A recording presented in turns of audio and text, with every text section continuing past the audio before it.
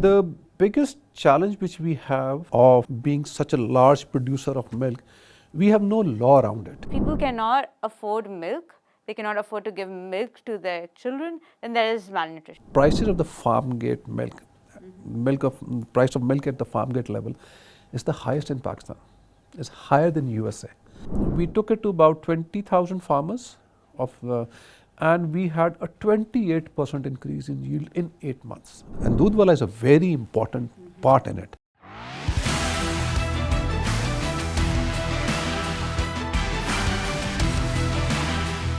Hello and welcome to another episode of All Things Money.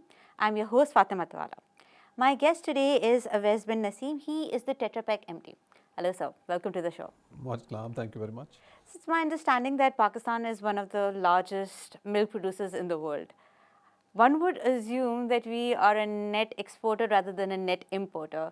But as I understand, that is not the case. Yeah, your understanding, Fatma, of 70 billion litres being produced in Pakistan is absolutely true. 70 billion litres of milk is produced annually in Pakistan. And this makes it makes Pakistan as third, fourth, fifth, it keeps on moving, but top 5 milk producers in the world.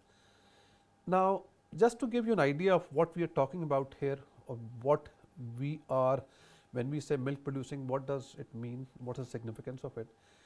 Globally, the price of litre is about $1.05. So you are producing $70 billion worth of resource in Pakistan, and we are net importer of milk. We should be exporting. There are countries like Australia, Denmark, who are like 1/4 of what we produce, and their exports is about $8 to $10 billion.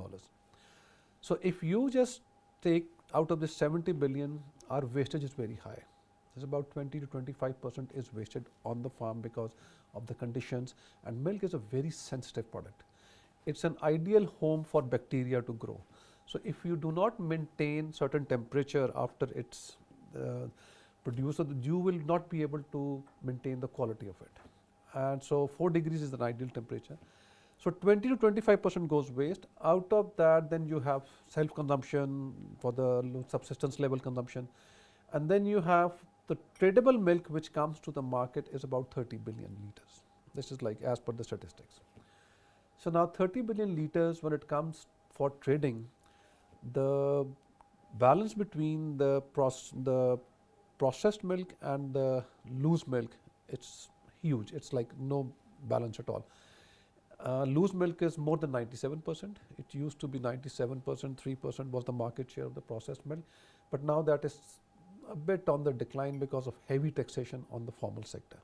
So all these companies, they are like 18%. VAT was introduced about a couple of years ago, which on a basic food item is on the high side, but that's the reality of life. So these things contribute a lot to what you say the dichotomy of the industry. A 70 billion litre producer country is net importer. And then on the other side, we have stunted growth, 44%. These are again published figures, data. So if somebody sits down and see 70 billion litre, one of the 5th largest producer, 4th largest producer, milk is a complete diet. Then you have 44% stunted growth, children. And then you have, we are sitting on a resource pool of about, let's say like $70 billion, and we are net importer. So this all doesn't add up together. So this puts in a very unique position Pakistan and its dairy producers and the farmers. And I think one of the contributing factors to that, again, it is like we have the lowest yield in the world for milk. So it's about 5 to 6 litres per cow animal. And global best is about 40 to 45 litres per animal per day. 5 versus 40 to 45. So imagine if you just double your yield, not go to average, which would be about 24%, 25 litres, just double the yield, 140 billion litres, doodh ki nehrein, they will start flowing in this country. But again, so we need to figure somehow, what do we need to connect, what is the impediments in harnessing the potential of this sector. So we had this very interesting conversation 2 years back as well, in 2024, when I first interviewed you. And a lot of the same hurdles were back then as well. At that time, this Bloomberg had this very viral article how milk in Pakistan is more expensive than milk in Paris, milk in Amsterdam. At that time, milk was $1.3 per liter. Now milk is $1.4. So one would say, okay, milk is not so expensive in the last 2 years, but the purchasing power of people has gone down drastically, especially at the time of the shooting when we have so many price hikes in petrol and all that. And as you said, people cannot afford milk, they cannot afford to give milk to their children, then there is malnutrition. And I think it's UNICEF's numbers that 3% of GDP would increase, that Pakistan is losing up to 3% of GDP because of malnutrition.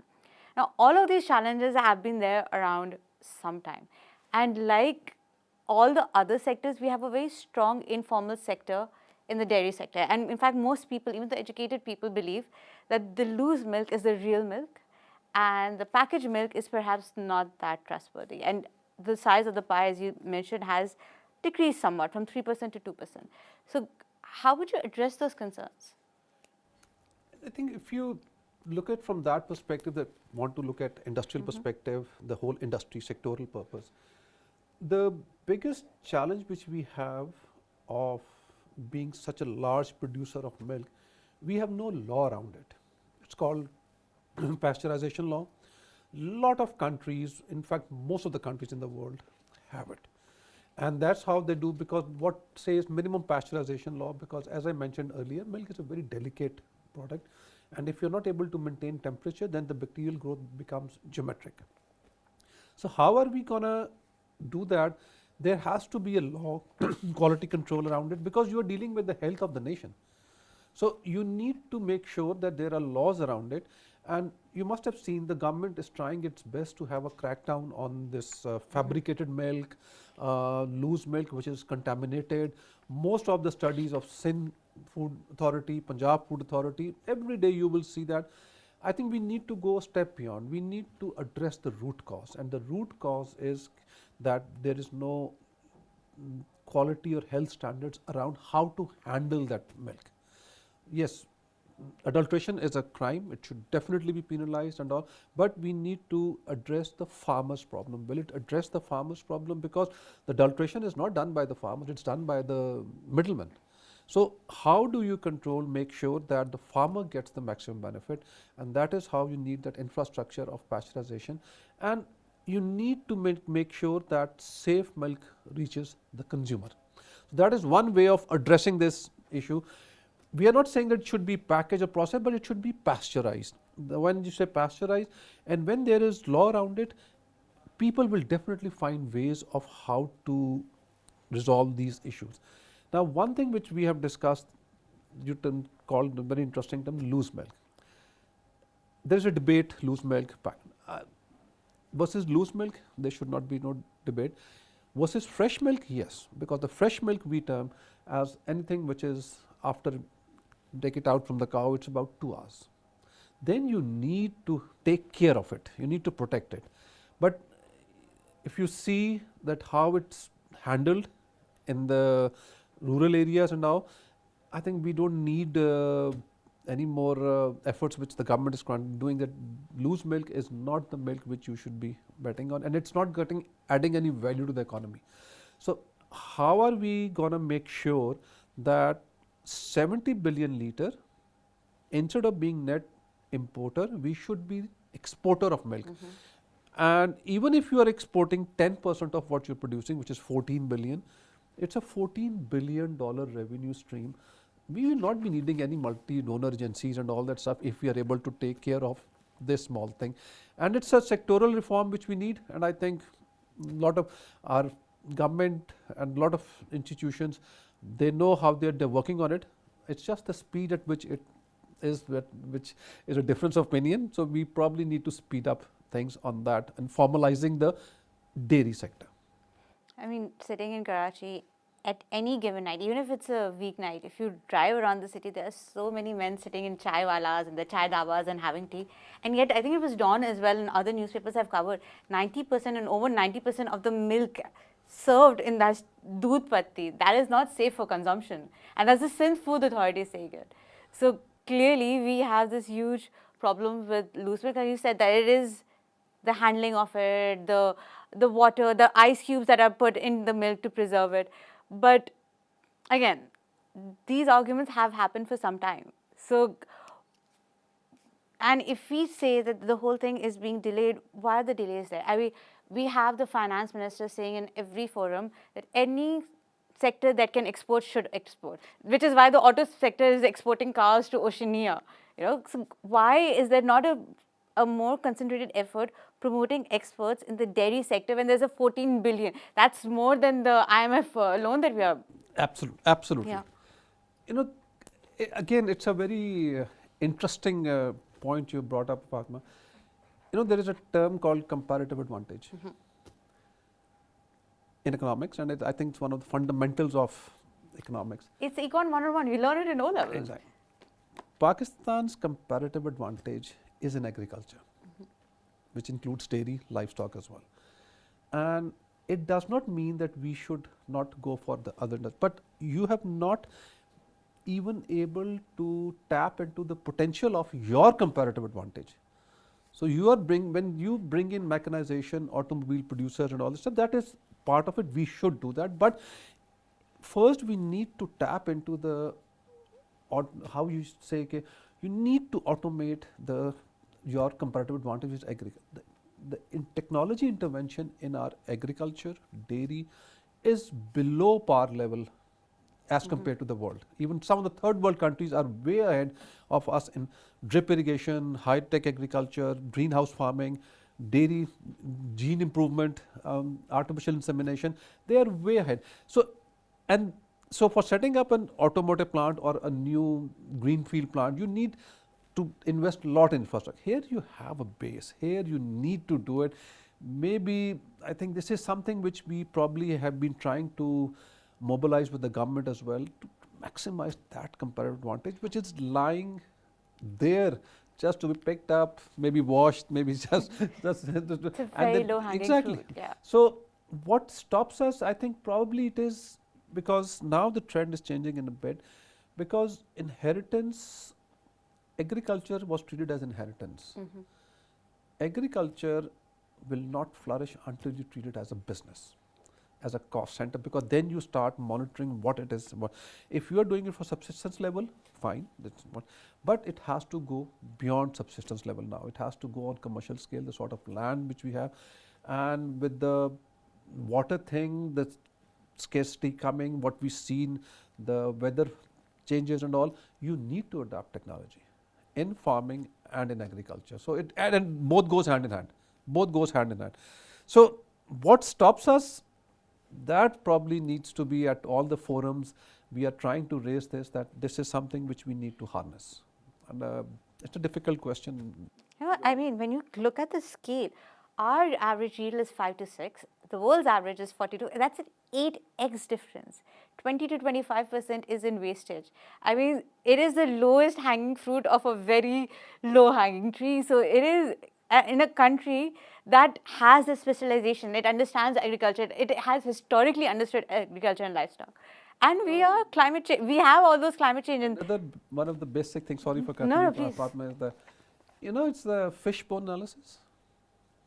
You just make a sort of a fishbone diagram, and you say, okay, fine. What are the root causes for this? So as I told you earlier, 70 billion liters you write on one end, 44% stunted growth you write on the other end, and then you see where does it all goes. Again, where does this go? Or if I know about it, and I am not a person who is very, let's say, like dealing at a national level scale issues and all that. So there are much more people who are much more qualified, much more knowledgeable and competent to do the job. So somebody needs to, at least at the policy level making, they need to sit down on these basic tools like comparative advantage, okay, fine, and then you do fishbone analysis that here we are on a sector which producing this is their own data, right? 70 billion liters. Where does it go? And then you will need the answers. Then in that situation, probably it's a very difficult question to put a Pakistan, what happens, where does it go? You need to, I think it's time we need to sit down and see, okay, fine, what are our national resources? What is the best optimal use? We need exports. Everybody is saying, the finance minister, the prime minister himself, everybody is saying we need to increase exports. And here is a thing which is in your hand which is controlled, and you just need to probably, the investment required in this infrastructure to develop would probably be much less as compared to any other new sector which you develop. So we can only create that awareness or that need that this is a national level issue. Health, as you mentioned, the UN number says that your GDP will improve by 3% if you take care. The cost of the stunted growth and malnourishment is 3% of the GDP. So all these things. So I think what we are doing is doing our job by contributing, by raising that awareness that yes, it needs to be done, and hopefully somebody would come and say, okay, fine, guys, what are you now?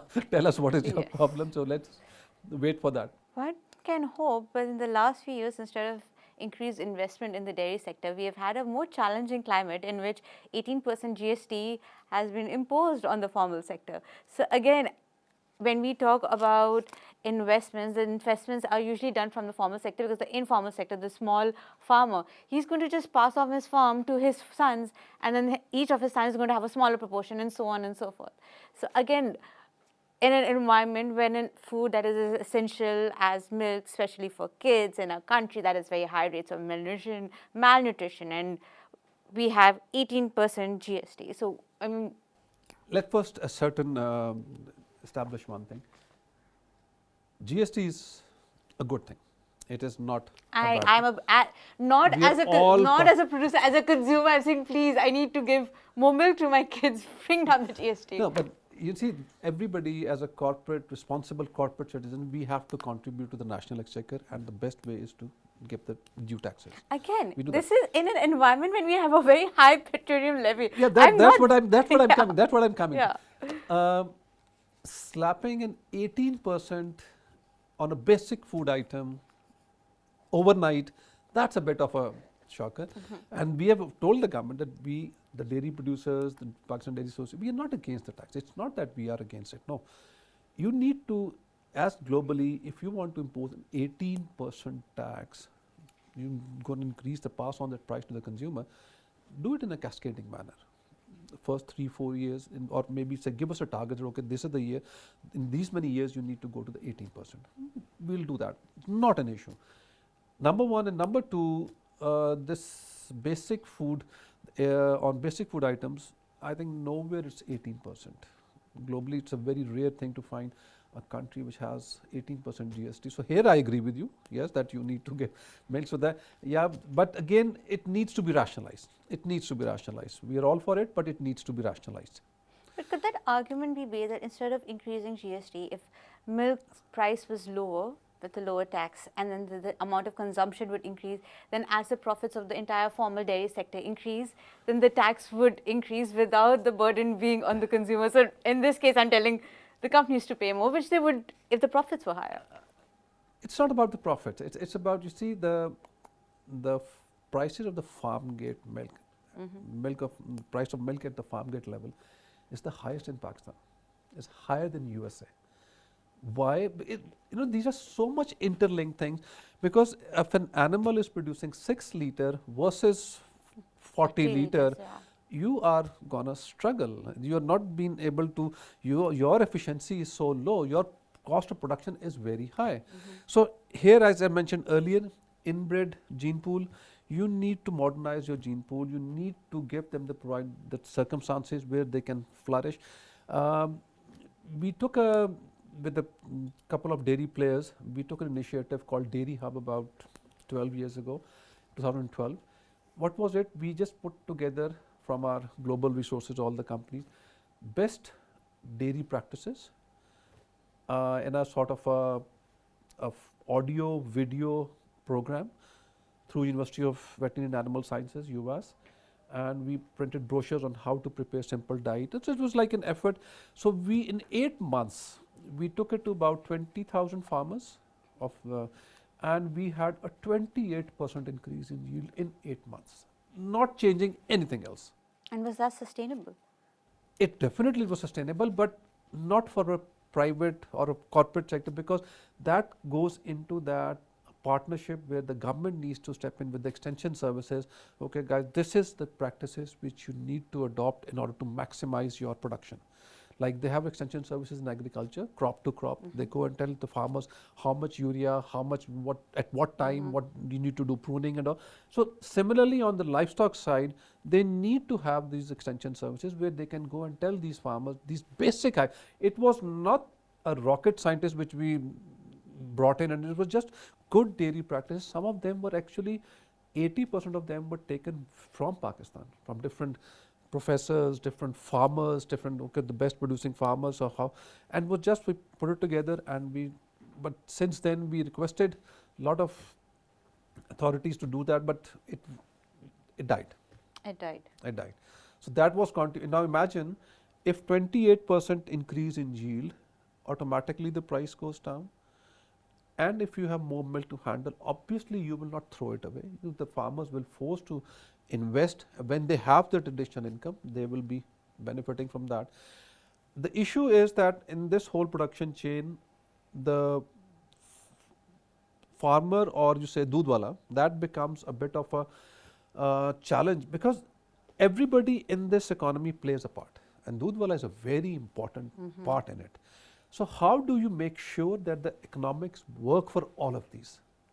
So imagine if he has to carry probably 100 liter on a bike versus if he has to carry 300 liter, which is more produced. So he will find more optimal ways of doing that, and the companies will be more productive, will be more efficient, so they will be having more collection. So it's a whole chain, it's an upward spiral which benefits the all players across the value chain. So taking care of it, formalizing it, reduction of taxes, it's all linked. And if you are going to keep on taxing the ones who are already taxed, and it's not level playing field anymore, right? The 18% tax which was imposed, and the loose milk, they increased the prices by 100 rupees, up till 100 rupees without any tax. So 1 trillion rupees was, they pocketed it. So it was nothing, there was no taxation on it. So it should be level playing field. That's what we are all saying, that if you need to tax it, then it should be level playing field. You need to find mechanisms where you need to bring more people into tax net. So this 1 trillion that you mentioned, is this going into the pockets of the small farmers?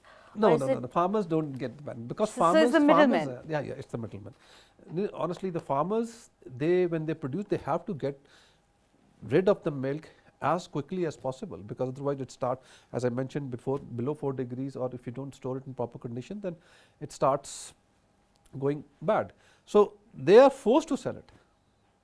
So you see, if you analyze this, how this works, loose milk seller, in the morning this milk price is about 150 rupees a liter. By evening, the more water has been added. So it goes down to 100 as well. So it's the same milk. So there are, because all of this is economic driven. All of this is economic driven, and absence of any formal regulation around it. The moment you bring it, these problems will be taken care of by themselves. The distribution of, you think that once you have so much milk on the, wouldn't be needing distribution system, it will be needing, and those doodwalas become formally integrated into a distribution network which will benefit everyone. So it's a win-win situation, but how to crack it, we are working on it. So without the formalization, without the regulation, we have farmers who are poor, consumers who are less able to afford milk, but 1.3 trillion is going into the pockets of middlemen. So they are the beneficiaries of this entire 18% GST and everything else that is happening in the country. Wow. You know, it sounds bad, and it is, but one thing what we need to realize is, it's not that they're making that arbitrage profit because of absence of any regulation or tax network. This is what the whole problem is, and this is what we are also debating. I think that's a problem across all sectors. Our tax base is so narrow, you cannot have 250 million people survive on that narrow tax base. Again, no rocket science, very simple principle. You need to broaden the tax base, and you don't do it by imposing 50, 30, 40% taxes. You just do it by 4, 5, 6%, whatever it is, cascading, and then you say, okay, fine. It is, and I can understand the problems as well, but again, somewhere we have lost that inertia, momentum. Give you I think, an example. 5-year plans, you must have heard about those Pakistan famous Yes, we 5-year have. plans. And so we were developing on the Pakistan Dairy Association, developing this plan. So one of our colleagues, he touched base with the Harvard professor on this, that this is what we had, because Harvard is known for its developmental institution where they developed all these reforms, and they've done it in the past. So we told them that in artificial insemination, there's this. He said, don't do anything. Just go and pick up the first 5-year plan, which we developed with Pakistan in 1955 to 60.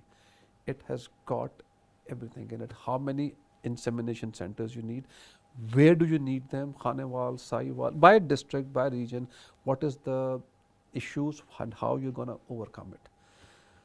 So we are just very new to it. For us, it's just been 20 years. That was there for last 70 years. So let's see how it progresses. So the inertia in this sector goes back almost to the time of partition. Before that, because as I mentioned, before that, you need to now, what changes? It's very easy to criticize people and all that stuff, but here is what you need to understand. The business model, as I mentioned earlier, as long as agriculture or dairy is be treated as inheritance, it's not going to flourish, no matter whatever government does. It has to be treated as business. Now the new farms, the corporate farms which are coming in, although they are also facing the problem of this tax as well, but this is where they're starting treating it like a business. This is where the things will start changing, and this is where the government should be supporting them on the infrastructure development. Then this process will be speeded up very quickly. Otherwise, if you go on for subsistence level farming, a person who has 5 animals, no way going to compete with, he will have wastages. So it doesn't mean that he will not do it, but he probably will keep 1 animal for the subsistence level, and the rest can be created in a bigger herd, form a bigger herd for the milking animals. So it's all, economics has its way, just like water, it has a fine matter of finding its level. The only job I think with the policymakers is to facilitate that level, to find that level. If the policymakers facilitate that level, would it increase entrepreneurship in Pakistan, especially at the SME level? Of course, of course. You know, the Golden Triangle, Gujranwala, Sialkot, Wazirabad, all these. Yes, the famous sports good industry, who had to make their own airport because the government wouldn't make them. So it's a classic example of SME, that how the Gujranwala is known for its engineering things, you know. Why? Because there was a need, the fan industry, the washing machine industry, and all these things, pumps, motors, all this thing came up. Now look at this, that if you want, as I say, when minimum pasteurization law comes in, you will be needing storage tanks, you will be needing cooling facilities, you will be needing more of these things. So local industry will definitely nourish. It will definitely create more SMEs and more entrepreneurs of how to gonna do it. Large companies, as I mentioned, large companies is not in the job of setting up collection centers, and all this would be done in that probably the value chain.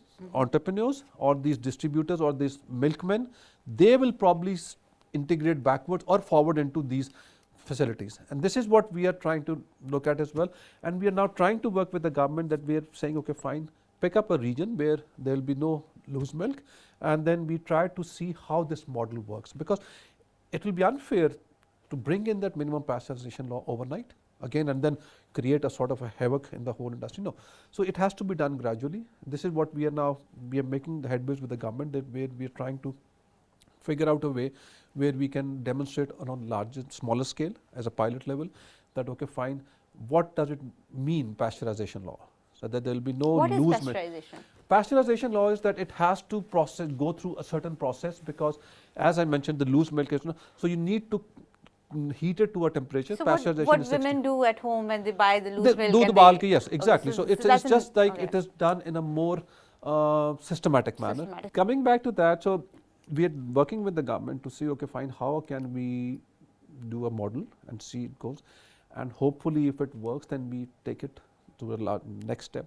So now we are trying to work with them, Punjab Food Authority as well, to find a model and with the federal government as well, to see how we can actually make it happen on a very small pilot level, and then see how it happens. So a lot of groundwork is already done. We have legacy, I we have told the you the skills, 5-year plan is there for the last 60 years. Now the pasteurization law is there for the last 10 years. It's not. Somebody needs to run with it at the government level, basically. Yes. This is what the whole thing is about. We need to have champions who would say, okay, fine, this is what we are going to do. And you see, the issue is, at a national level, when you want to bring in a change, it's all about consistency of policy. You take a decision and then you say, for the next 5, 10, 15 years, this is how it's going to be.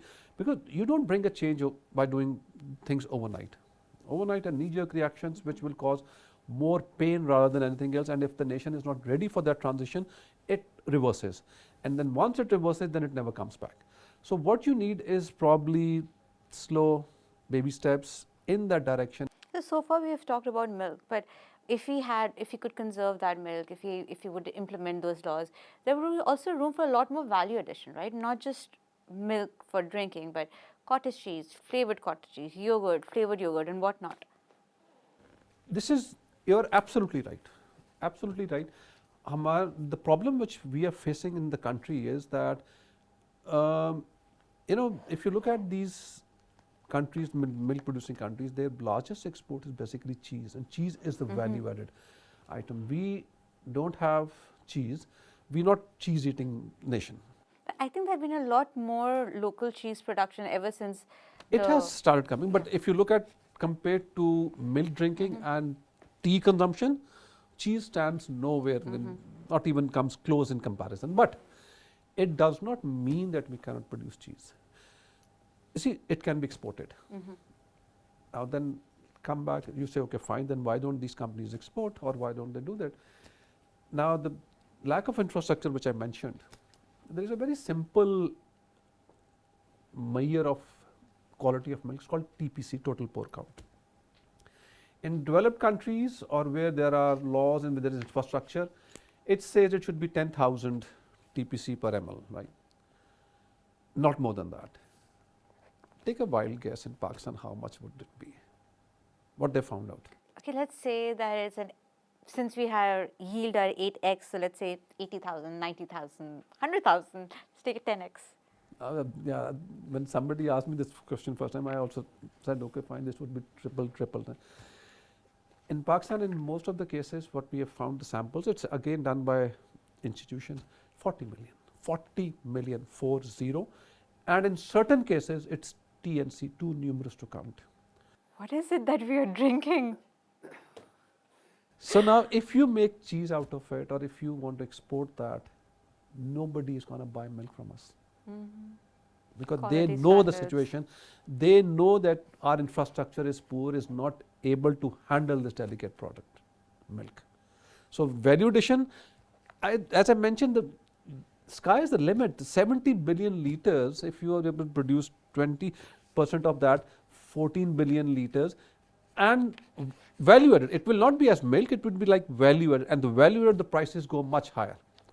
So when ifs and buts, there are like so many, so let's, in La La Land, we've lived enough in that. Okay. So let's talk about that, how, and this is what I've just earlier said, somebody sits at the helm of the affairs that, okay guys, these 3-4 sectors where we have comparative advantage, where we have a base, why we are a net importer of that product, and then what is it that needs to be done. Nothing more, just that the will to go out and do it. So if we take out the government from the equation for a second and just focus on the company level, what can companies do to increase efficiency? Is there anything that you have done at Tetra Pak that could increase efficiency? As I mentioned, the dairy hub part, that's what we are doing. We have, Tetra Pak is probably, I think, one of the only companies in the world which has an end-to-end solution. We have a sister concern which provides the milking, the farm hand equipment as well, milking. So, and then packaging, processing, everything. We are trying to do our best in order to bring more energy, how would you say, neutral machineries, processes, technologies, which will put a less burden on the industry to produce, and which will require less water, which will require less energy. So these are the sort of things. So we are keeping on optimizing our technology. The latest one which we have brought is Tetra Pak operation system, Tetra Pak OS. It's a fully integrated program where as soon as the milk comes in and it goes out, it's all linked. And the beauty of it is that it's like you can see it on one panel, that whatever you want the parameter control.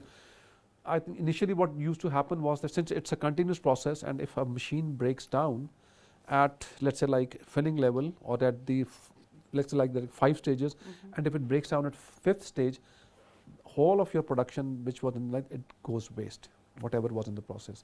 Now with this simple process, amalgamation of the data and the processes, if something happens, the machine will automatically slow down the throughput or probably stop it, because stopping is also not, so it will maintain those temperature conditions which is required. So instead of going for a shutdown, then coming back up. So it produces a lot of synergies and efficiencies, what we are trying to do for our dairy industry.